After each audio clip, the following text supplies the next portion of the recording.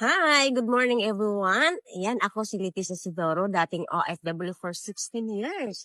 Ngayon, dito na ako sa Pilipinas, ginawa na yung sistema ng negosyo. Magpapasalamat ako kay Mentor Vito, Mentor Mitch, Mentor PJ, Mentor Jade, at saka kay Mentor Annie, na sila po yung solid person na tumutulong sa akin para po makuha ko yung unti-unti yung pangarap ko.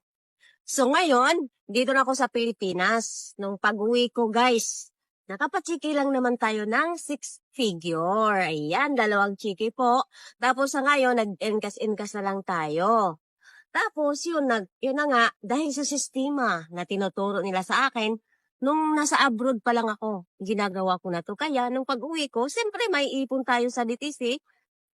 May ipon din tayo na kundi sa ano natin, sa pinagtrabahoan sa ibang bansa. I'm Adrian Vito, dating cellphone technician. For 10 years mong ginagawa ang pagiging cellphone technician mula year 2000 to 2010. Bakit ako sumali dito? Kasi medyo nakita ko na mas malaki yung 1 million per month na income dito sa Empowered kesa sa cellphone shop business ko ng 150,000. So simple math, nakita ko mas malaki ang 1 million kesa sa business ko 150,000.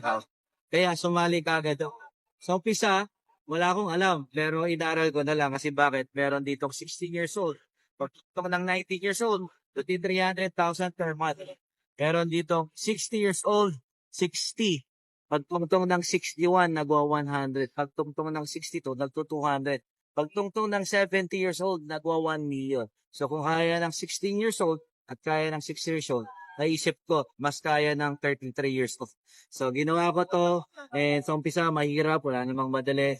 Ang naging resulta ko, yan. So kaya galing lang namin sa 4 na bansa. Mula Vietnam, napunta kami na Thailand, na kami ng Korea, ng Singapore, then Malaysia. So lahat yan dahil sa dito sa negosyong ginagawa natin. Okay? So gawin mo, sumali ka, and gawin mo, pwedeng mag-part-time ka lang muna. Kasi ako, Hello po, ayan. Good morning and kung nasan ka man ngayon, kamusta ka? Ayan, anong bansa ka ngayon? So, pangalan ko, Precious J. Dating estudyante, naghaw lang po. Ayan, nagpaturo paano nga ba kumita kasi habang nag-aaral ako, kailangan ko ng pera pang project ko. So, naghawa ko doon and then tinuruan lang ako ng sistema. Nagandahan yan, kumita ako ng 600,000 sa negosyo, nakakondo, meron din kaming properties at merong mga sasakyan. So kung ikaw gusto mong, ikaw na yung next na matuturuan, comment ka dyan para ikaw na yung next na i-guide na. See